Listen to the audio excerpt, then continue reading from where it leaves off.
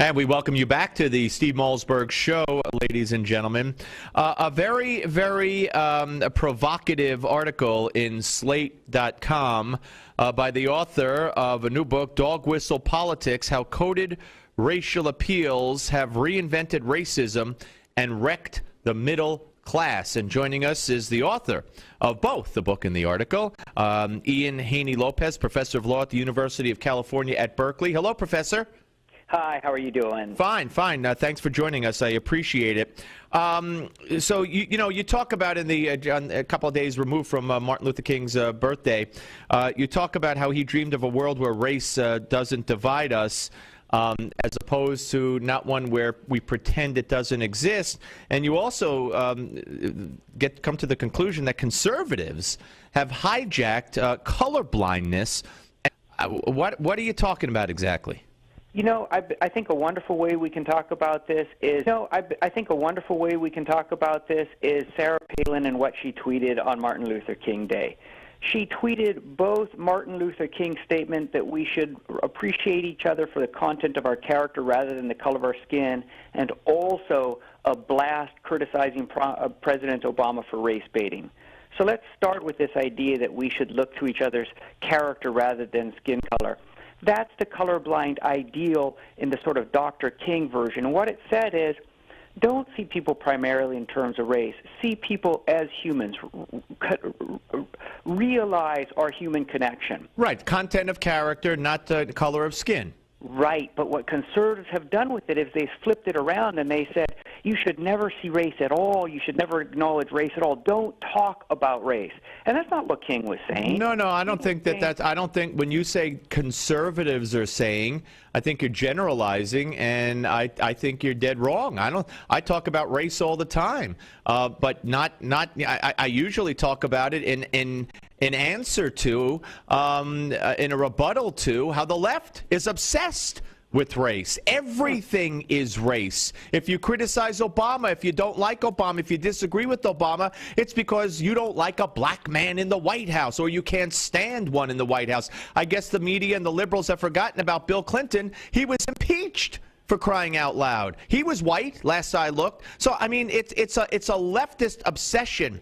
And as far as Sarah Palin's comments, they were specific to what he said in the New Yorker magazine, among other things. So am I going to get a chance to talk, or are you going to rant? Because I've actually got things to do. Oh, you don't want a conversation? This is my show, sir. I'll drive the conversation, and when I'm finished talking, you could chime in. You could answer my conversation is a conversation. Sir, don't tell me how to have a conversation, pal. I've been doing it for 30 years. If you're afraid of me and you're going to hang up, then that'll be obvious to the audience. If you want to answer the question that I'll pose, being afraid of you, it's a question of whether you're allowing a conversation to develop. Now, I started to say Sarah Palin's using this, but it's a misunderstanding of what Dr. King meant. Dr. King meant not that we should never acknowledge race, but that we needed to acknowledge race. And who said never acknowledge race? Is that what Sarah Palin said? Never acknowledge race? Is that what conservatives say? You're quite a shouter, Steve. Is that what your audience likes? But sir, when you lie to the microphone, Sarah Palin combining shouting with listen, get rid of him. Get rid of this clown. Goodbye. You got to be kidding me. You've got to be kidding me. First of all, the man showed up a half hour late for an interview. Okay? He was a half hour late for an interview. We moved things around, and we consented to do it because I really wanted to have the conversation. So when you're a half hour late for an interview, it's not the smartest thing in the world to, tell the host how to ask the questions, critique the host's tone of voice. How about answering the questions? Now, let's start with his whole premise here. Sarah Palin tweeted out, and we posted this tweet. Actually, it was not a tweet. It was a Facebook posting yesterday. What she said was, Mr. President, first she quoted Martin Luther King Jr. correctly, as this man would admitted it was a correct quote. And then she said, in that spirit of Martin Luther King Day, why don't you stop the race baiting? Now, does that sound to you like never, Mr. President, never talk about race? This guy's whole premise, as you heard, and that's why I was getting to a point, his whole premise is conservatives don't want anybody to talk about race anymore. They want race to be ignored. And he brought up Sarah Palin and her Facebook posting of 2 days ago specifically as an example. And if that's going to be your example and you're dead wrong, then your whole premise is gone. And that's what I was getting to, but he knew where I was going, obviously. He might have thought this was going to be one of those lovey-dovey interviews where, oh, I see your point, sir. Very good point, sir. No, I don't see your point. You have no point. And in fact, conservatives, like I said, I always talk about race, but not because I care about race, not because I judge people by race. I talk about race in response to the loony left who are obsessed with race. And when I made that point to him, he didn't like it and said, don't I get a chance to talk? Well, when I ask the question, you'll get a chance to talk. So let me give you an example of something here that I was going to bring up to him as an example of the left's not only obsession with race, but the left's racism. For instance, a prominent NAACP official recognized Martin Luther King Day in much the way Sarah Palin did, and he had a problem with that and misrepresented what she said. But I'll tell you exactly what this man from the NAACP said. He labeled Black Senator Tim Scott as a puppet for the Republican Party. Quote, a ventriloquist can always find a good dummy, said Reverend William Barber II, president of North Carolina's NAACP chapter. Of course, Tim Scott is from the state of North Carolina. Now, this came in a speech in Scott's home state, South Carolina, I should say. He was in South Carolina. That's where Scott's from. The extreme right wing down here, he said, finds a black guy to be senator and claims he's the first black senator since Reconstruction. Then he goes to Washington, D.C. and articulates the agenda of the Tea Party. Now, if that's not the most racist, bigoted thing you've ever heard, or one of the most bigoted things you've ever heard, then what is? Now, I'm sure if Ian Haney-Lopez were still here, he would find that question offensive. How dare I ask it, and why don't I let him speak? I'm sure he would not have an answer for this. Tim Scott had an answer for this. He said the NAACP now practices philosophical bigotry. And oh, the NAACP is not alone.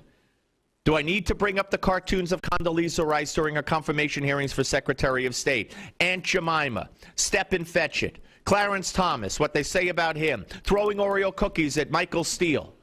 Do I need to go on and on and on? And these are the left, members of the left, who do everything I just said, who attack a black conservative for being a black conservative. They are obsessed with race. They expect people of a certain color to act in a certain way, which is the definition of racism. The definition of racism. Too bad Ian couldn't stick around to confront this. And then there's this nonsense. I want you to listen to Cut 25, and I'll explain, or as Ricky Ricardo might say, I'll start explaining. Here we go. I wonder why now as opposed to a bit closer to Election Day. Yeah, well, let me ask you about that, John. And what about now? Is this constant barrage of assault, saying the guy is basically playing an old game of demagoguery politics where you take the money from the worker bees and give it to the poor people to buy votes? That's basically what they're charging him with. Yeah. Old big style, big city machine of 50 years ago. Sure. Well, look. They keep saying Chicago, by the way. Have you noticed? Chicago. They keep saying Chicago. That's another thing that sends that message. This guy's helping the poor people in the bad neighborhoods, screwing us in the burbs. There's a lot of black people in Chicago. Yeah, see, this is the loony left on Chris Matthews' hardball. And if you say Chicago, you're racist. I mean, so here we have a guest who says in his article in Slate, which talked about his book, that conservatives have hijacked colorblindness. And they've insisted upon a halt in the discussion of race, okay? And that's against what Martin Luther King said and wanted, and conservatives claim the Martin Luther King mantle. Martin Luther King said, I long for the day when a child will be judged and a person will be judged not by the color of his skin, but by the content of his character. And that's what conservatives believe in, for the most part. I'm not saying there's not a racist conservative. You know what I mean. Unlike him, who labels conservatives with a blanket.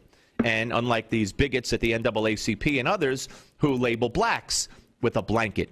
And if they dare act in an unblack way, according to their expectations and their racism, then they're a target for you. And you could say every bigoted, racist thing you want about them, imply they're stupid, imply they're a sellout, imply they don't have a mind of their own, and be applauded by the left. So this writer, this professor, and are we surprised he's a professor? This professor has totally misrepresented the issue of race. But what's worse, I mean, we could debate that. But when you come on and give as your primary example what Sarah Palin posted on Facebook and say, see, I told you conservatives don't want any discussion of race. She said, Mr. President, in celebration of Martin Luther King's birthday, why don't you stop the race baiting, which many believe he was, and many believe he has done on several occasions. That's not asking Mr. President, please don't ever talk about race anymore, which is what this man's claim is. So he couldn't be more wrong on the simple evaluation and interpretation of a Facebook posting, which is 2 days old and available for everyone to see. So if you get that wrong, what are we supposed to think about your thesis if your premise is completely, and your prime example is completely non-applicable to what you're talking about? You know, what could I say? What could I say? Yeah, do I get excited? Sure, I get excited. Of course I get excited. It's called passion, something professors usually don't have. Again, I'm generalizing, not all of them. But you got to be careful, folks, where you send your kid to school. Because, you see, we've had professors on this show, and, of course, we've had guests who talk about what goes on the campuses around the country. You know, if your kid believes in freedom of speech, if you believe in freedom of speech, you might want to think twice, because a lot of these colleges and universities have codes, and if you say something that they deem offensive, or if you speak and you're not in a designated area for that kind of speech, believe it or not, I mean, your kid could get written up, your kid could get suspended, your kid could get kicked out. It's just not a good atmosphere. Not a good atmosphere. And David Horowitz was one of the first to expose all this. Now there have been many people that have taken up the mantle and have gone with it and have done wonderful work on the what they call education now on college campuses. The freedoms that students would expect and come in expecting, for the most part, unless they're very, very savvy, are dwindling. And it's targeted at conservatives. Freedom of speech, freedom of thought, speakers at events on campus. If there is a conservative, they need police escorts. And if they're lucky enough, they get a few words in before they're shouted down, like I was by this guest. All right, folks, we're going to come back, and we're going to talk some sports with our friend Jared Max right here on the Steve Malzberg Show. You know where we are, Newsmax TV and radio.